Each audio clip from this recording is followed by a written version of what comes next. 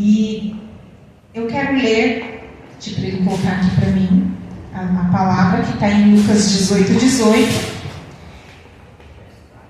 E essa ministração de Lucas 18, essa palavra aqui é uma continuação da ministração da conferência de mulheres. Porque como a gente fez a conferência, não dá para ministrar tudo sobre aquele tema de aliança em um dia, porque é muita coisa. Então o Senhor vai me dar ainda algumas ministrações durante os cultos para ir continuando essa palavra, porque é uma palavra muito profunda que precisa de mais tempo e mais vezes para que a gente possa, concluir ela. Então é uma continuação dessa ministração sobre a aliança com o Senhor, só que hoje nós vamos para um outro lado, um lado um pouquinho mais profundo. Então Lucas 18, nós vamos ler do 18 ao 30. Vai dizer assim, e perguntou-lhe um certo príncipe, dizendo: Bom mestre, que hei de fazer para herdar a vida eterna? E Jesus lhe disse: Por que me chamas bom? Ninguém é bom senão um, que é Deus. Sabes os mandamentos? Não adulterarás, não matarás, não furtarás, não dirás falso testemunho, honra teu pai e a tua mãe. E ele disse: Todas essas coisas eu tenho observado desde a mocidade. Vou ler até aqui por enquanto, depois eu leio o restante. Eu vou começar a ministrar a partir dessa parte para a gente ler o restante. Esse jovem, em outras versões, na minha versão aqui, fala que é um jovem rico. Ali está príncipe, que é a mesma coisa, né? Príncipe porque era um homem que tinha muitas posses, muita riqueza. E aí ele foi até Jesus e perguntou para Jesus assim: O que eu faço para ter a vida eterna? Ele tinha um desejo de Deus, uma sede de Deus. Ele sabia o caminho do Senhor. Ele sabia que ele precisava de Deus. E ele percebeu que Jesus era o Messias, ou seja, era o Salvador. Era aquele que Deus tinha prometido que viria à terra para trazer a salvação aos judeus. Então ele foi até Jesus, quando ele viu que Jesus era próprio Deus encarnado, e perguntou: O que eu posso fazer? Como eu faço para ter a vida eterna? E aí Jesus responde para ele: Conhece os mandamentos? E aí pede para que ele cumpra os mandamentos. Então eu numerei aqui o que Jesus disse para ele dos mandamentos. É claro que são 10 mandamentos, mas eu numerei aqui, 1, adultério. Não adulterarás. E às vezes você fala assim: Não, mas eu não cometo adultério, eu não traio meu marido, não cometo adultério. Mas existe o adultério também espiritual, que é o adultério que a gente trai a aliança com o nosso Senhor Jesus. Tem o adultério espiritual e tem o adultério conjugal.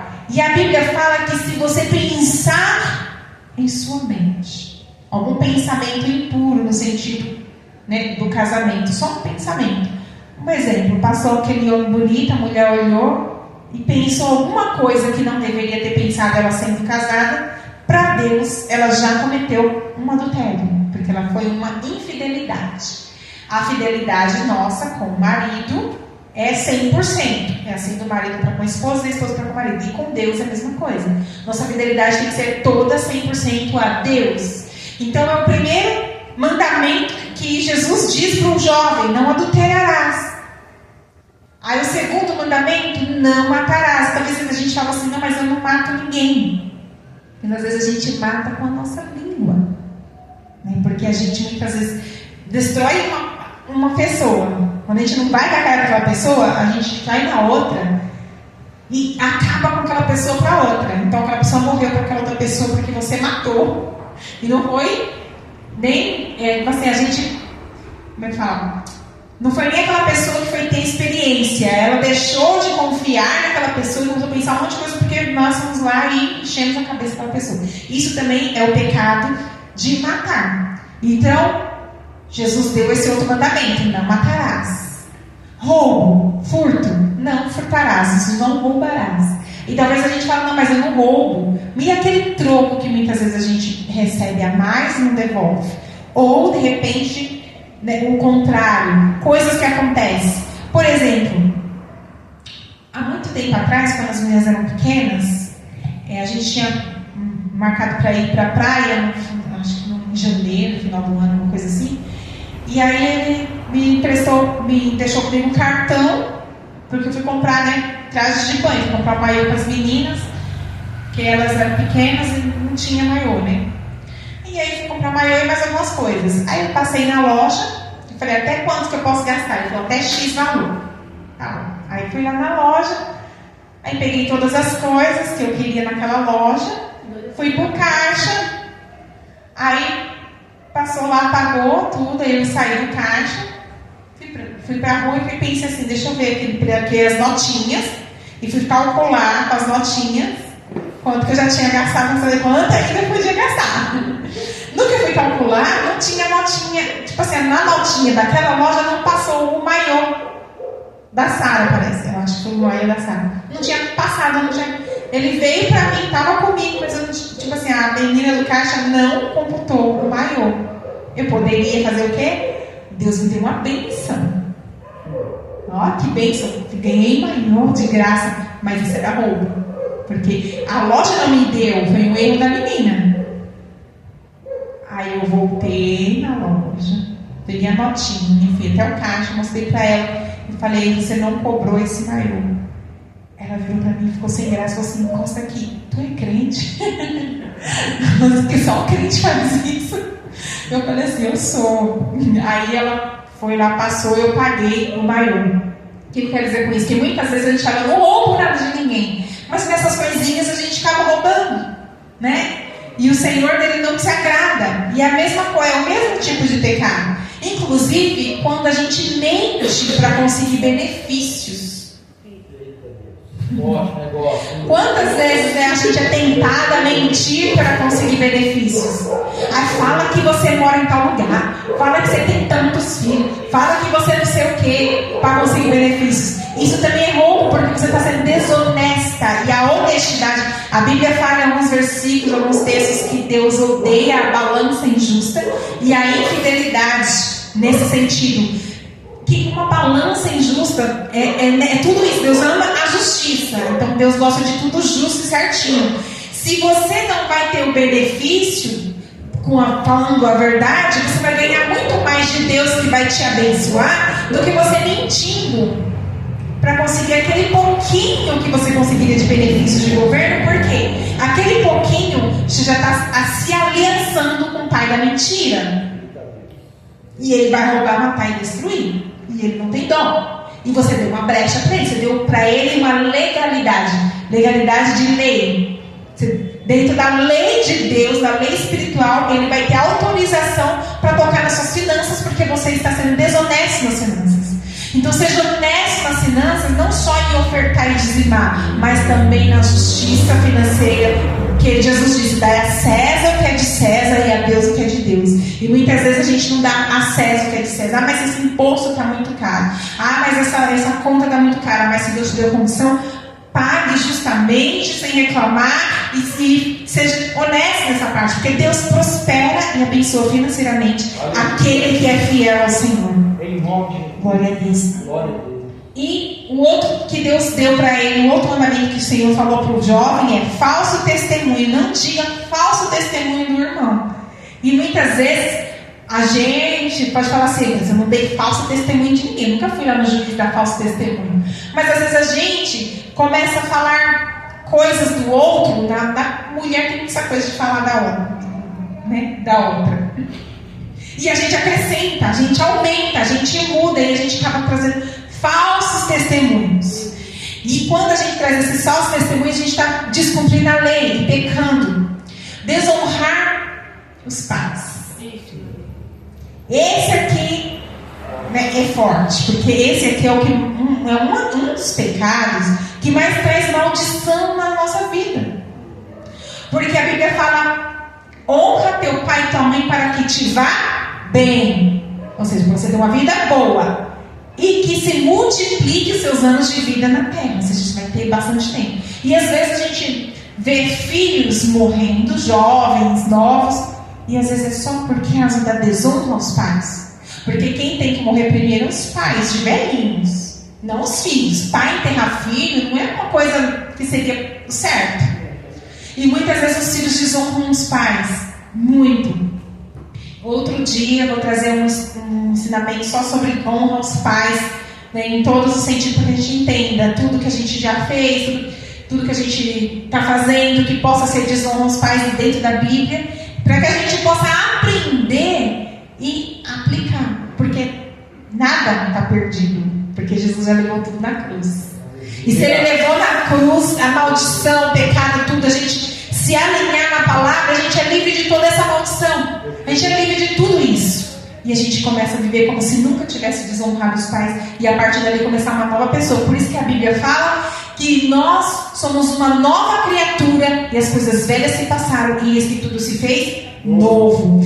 Então a desonra aos pais é um pecado que muitas vezes a gente está cometendo e não está percebendo.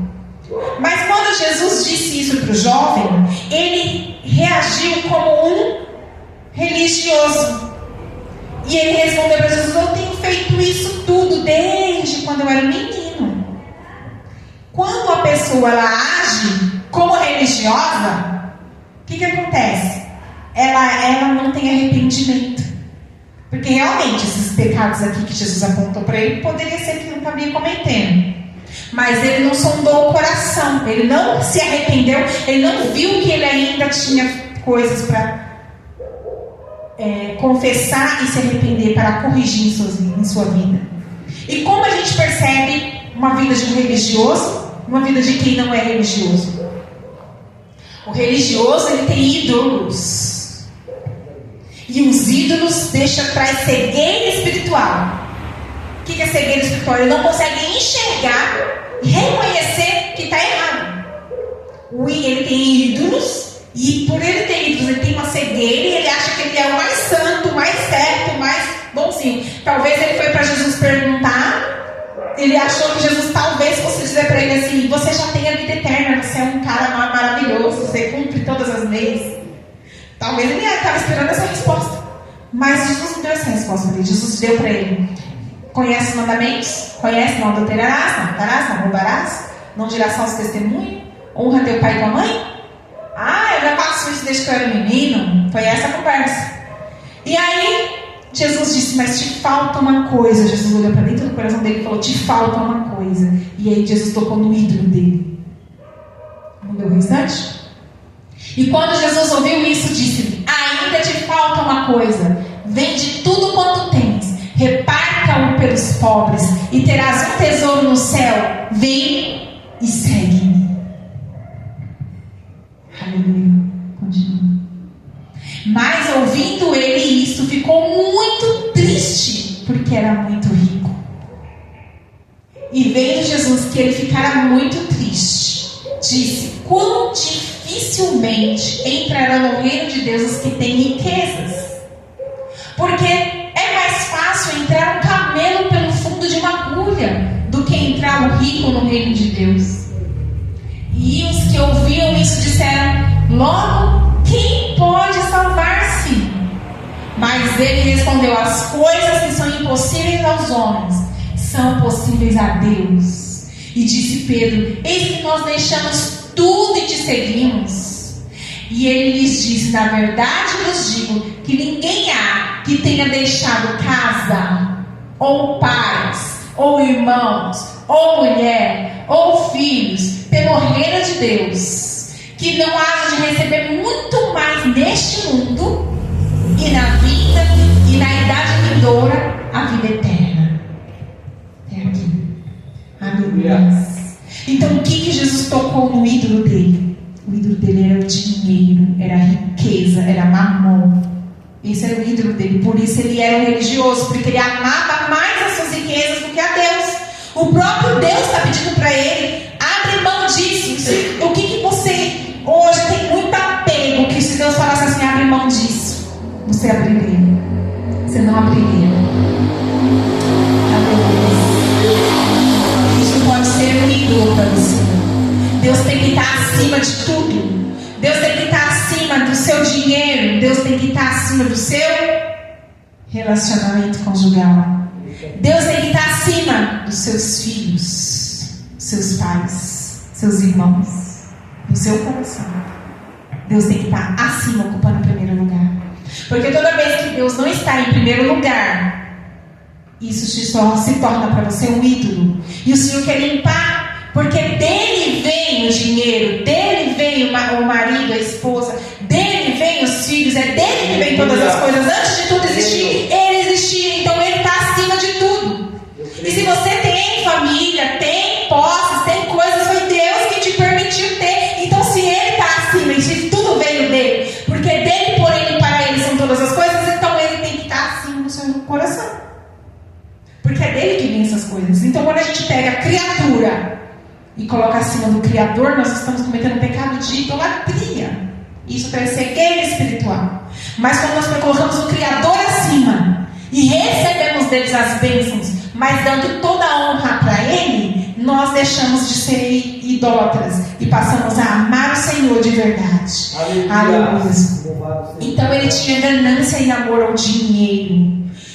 E aí, antes de eu continuar falando da história dele, eu quero pedir para você colocar para mim Provérbios 23, 4.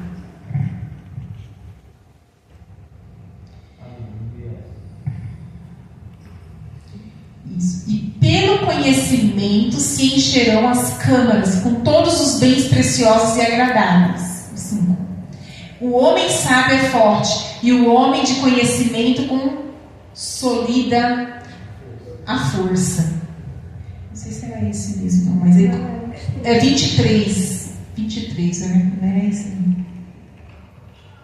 23, 4 e 5. Isso. Não te fadigues para enriqueceres. É esse mesmo. E não apliques nisso a tua sabedoria. Porventura fixarás os teus olhos naquilo que não é nada? Porque certamente criará asas e voará ao céu como a águia. Não, só até o 5. O que isso quer dizer? Para a gente não colocar toda a nossa energia, toda a nossa força, toda a nossa mentalidade, toda a nossa vida para enriquecer. Como muitos por aí, eles se sacrificam e fazem de tudo para enriquecer. Não te fadigues para enriquecer. Não apliques nisso a tua sabedoria. Você pega toda a sua sabedoria e inteligência e usa para enriquecer. Aí o versículo 5 está dizendo, sabe o quê? Você vai fixar os seus olhos naquilo que não é nada. Só que isso certamente criará asas e voará ao céu como a águia. Ou seja, a riqueza vem e ela vai. E você está colocando toda a sua energia naquilo que não é nada. É o jovem rico. Coloca para mim Provérbios 28, 20.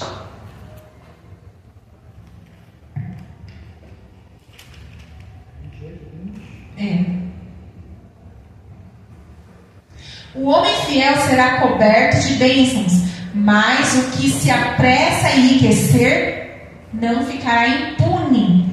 Ou seja, o homem que é fiel, ele será coberto de bênçãos, porque quem dá é Deus. Aleluia. Você tem que ser fiel e confiar nele, porque quem dá é Deus. Deus pode dar riqueza? Pode.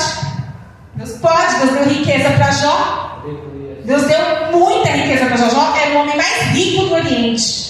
Quando ele passou pelo processo, Deus deu para ele tudo em dobro. Então ele era mais rico ainda. Se ele antes de passar por tudo, ele já era mais rico do Oriente. Mas por que Deus deu riqueza para Jó? Porque Jó não tinha o ídolo da riqueza. Quando ele perdeu tudo, ele adorou a Deus. Então ele não estava idolatrando a riqueza. Então Deus não vai dar riqueza para mim se eu tiver aquilo no meu coração como meu ídolo. Deus não vai me deixar se perder, porque muito mais do que bênçãos, Ele quer o meu coração. Ele não quer muito dar pra gente muitas coisas que a gente vai se perder dele.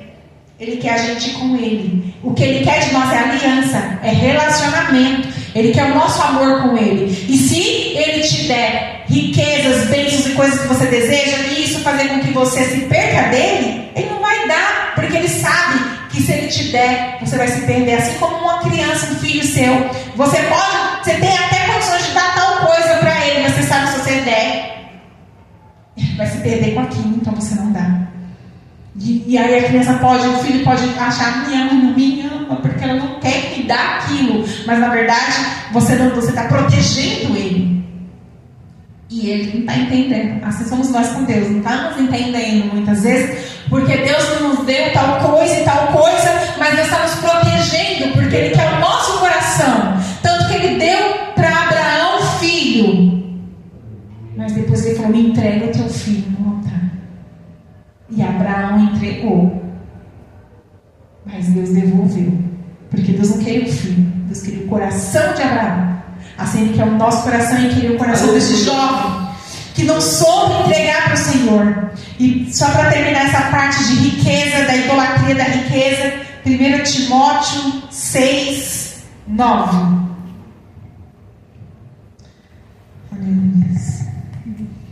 Aí vou concluir essa parte para poder eu entrar na próxima parte.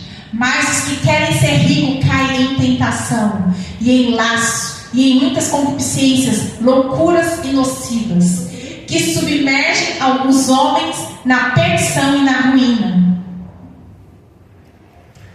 Porque o amor ao dinheiro é a raiz de todos os males, e nessa cobiça alguns se desviaram da fé e se transpassaram a si mesmos com muitas dores. Mas tu, ó homem de Deus, foge dessas coisas.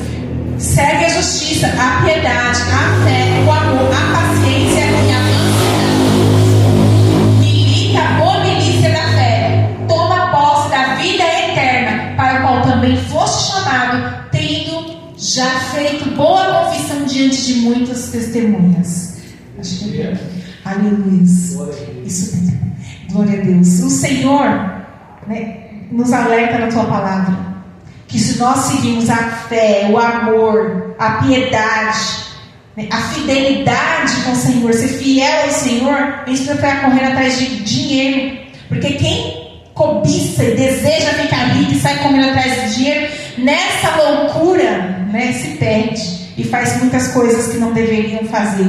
Mas o Senhor está olhando para nós e querendo que a gente se aquiete, confia, descansa. Porque Jesus falou isso para aquele jovem: vende tudo que tem, dá aos pobres e vem e segue-me. É a mesma coisa que ele falou para Abraão: me entrega o teu filho no altar, pega aquilo que tu mais ama e me entrega. Será que eu e você hoje temos coragem de pegar aquilo que a gente mais tem apego, mais ama e entregar para Deus? Nós precisamos chegar nesse nível de relacionamento, de aliança, de entregar o nosso tudo. Porque se nós confiamos em Deus, como nós dizemos que confiamos, nós não teremos medo de entregar. Se você sabe que Deus é bom, então você não vai ter medo de entregar. Se você sabe que Ele vai cuidar, tem aquele louvor que fala, né? Aquieta minha alma, faz meu coração ouvir tua voz. Tem uma parte do seu louvor que fala: eu sei que depender do Senhor é como viver perigosamente, mas eu preciso acreditar e confiar no que você me diz. Isso significa que nós precisamos chegar nesse nível de confiança. E aí eu notei aqui, ó: Deus está acima de dinheiro, família, bens materiais, acima de comida, do oxigênio que a gente respira, das batidas do nosso coração, da vida. Ele está acima. Porque dele, por ele, para ele são todas as coisas. Então, Jesus começou a ensinar isso, viu tristeza no coração dele, que ele ficou triste, e ele não entregou as coisas dele, ele não quis abrir mão do seu ídolo, e ele não teve a salvação. Provavelmente, se aconteceu depois a gente não sabe, mas nesse momento é que ele não teve a salvação porque ele não abriu mão do seu ídolo. Mas eu quero dizer uma coisa: quando Jesus fala quão difícil é o rico entrar no céu, quando Jesus fala isso, e os discípulos ficam indignados, mas então quem vai se salvar? Aí um dos discípulos pergunta: mas o que nós vamos ganhar se nós abrimos mão de tudo para te seguir? Então você que teve coragem de abrir mão do ídolo para seguir Jesus, você que teve coragem de entregar tudo para Jesus, você que teve coragem de colocar Ele em primeiro lugar, assim diz o Senhor Jesus para você: eis que você receberá muito mais aqui nessa terra, e ainda a vida eterna.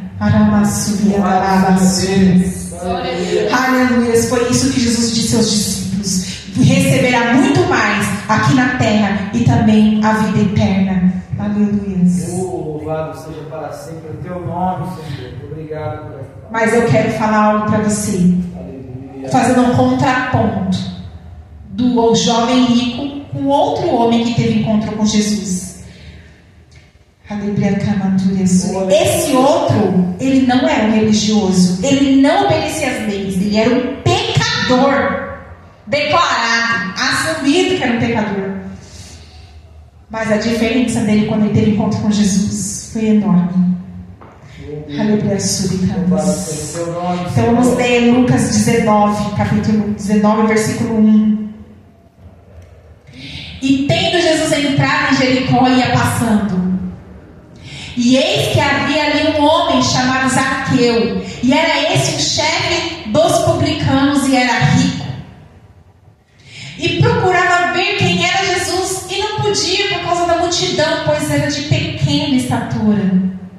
E correndo adiante, subiu a um sicômoro,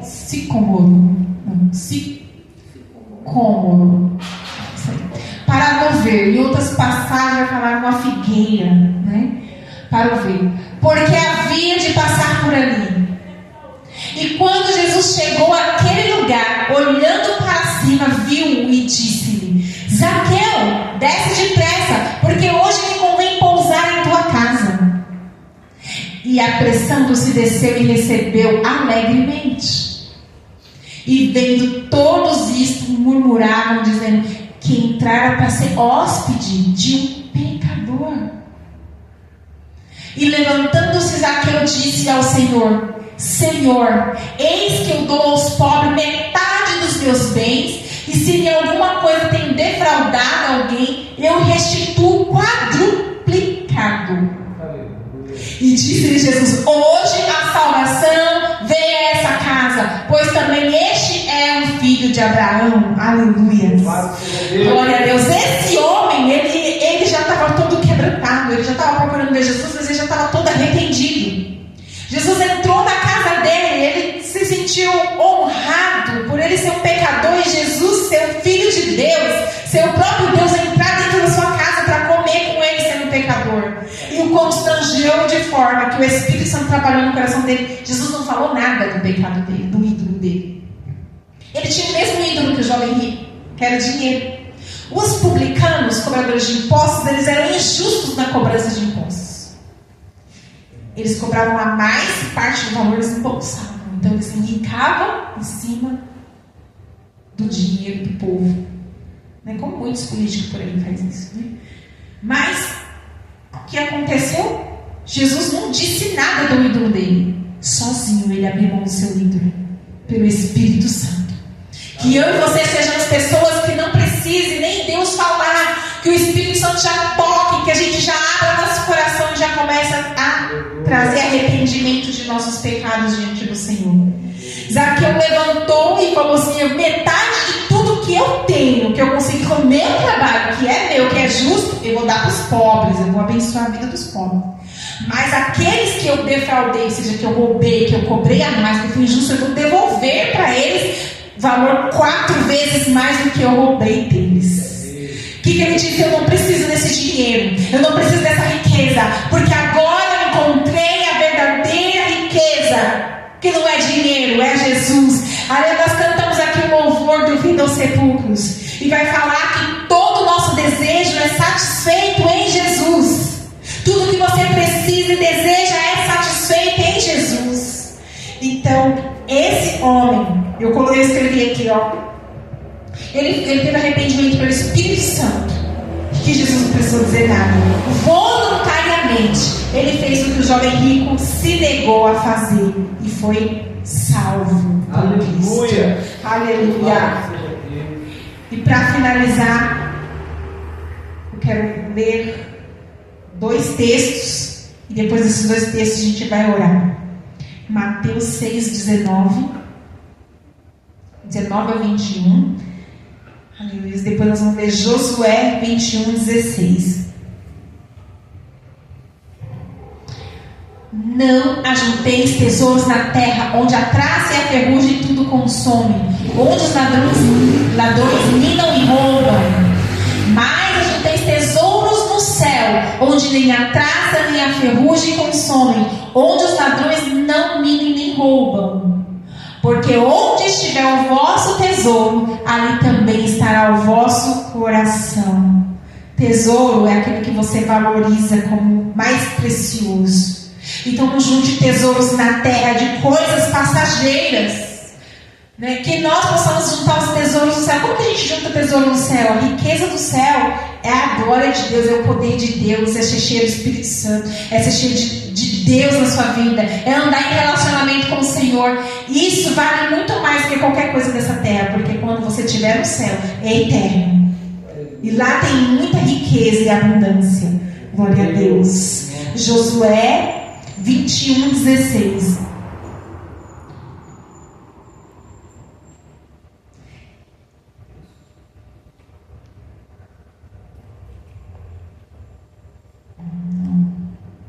Deixa eu ver aqui na minha Bíblia. Louvado seja o teu nome. É 23:16. 23:16. Isso. Quando transgredires a aliança do Senhor vosso Deus, que vos tem ordenado, e fordes e servires a outros deuses, que pode ser também a riqueza, as finanças, que é mamon, a eles vos inclinardes, então a ira do Senhor sobre vós se acenderá, e logo perecereis sobre a boa terra que vos deu. Aqui Josué fala para o povo, quando o povo adquire o quê? A terra prometida. O povo era escravo, Deus libertou, trouxe pelo caminho do deserto, conquistaram a terra que Deus tinha prometido para ele, uma terra boa, com riquezas. Eles foram ter coisas que eles não plantaram, eles foram colher bênçãos que eles não plantaram, coisas que Deus deu para o povo. E aí o recado do Senhor para aquele povo era: se você adorar outros deuses, fazer aliança com outros deuses, vocês serão castigados. A ira do Senhor se acenderá sobre vocês. Sabe por quê? Porque eu vos dei a terra, eu vos dei a riqueza. Então você precisa ter aliança comigo. Então o Senhor fala para nós nessa noite: Ele te deu a vida, Ele te deu as bênçãos. Tudo que você tem vem de Deus, de bom vem de Deus. Tenha aliança com o Senhor, não adore outros deuses. Deita fora todos os ídolos que você possa ter levantado em seu coração. E eu estou ministrando aqui, não significa que nessa palavra não serve para mim também. É para todos nós, é para nós como igreja, né? Nós, eu, você, nós precisamos tomar cuidado com os ídolos que nós levantamos, né? Porque nós somos humanos e nós temos uma tendência a idolatrar.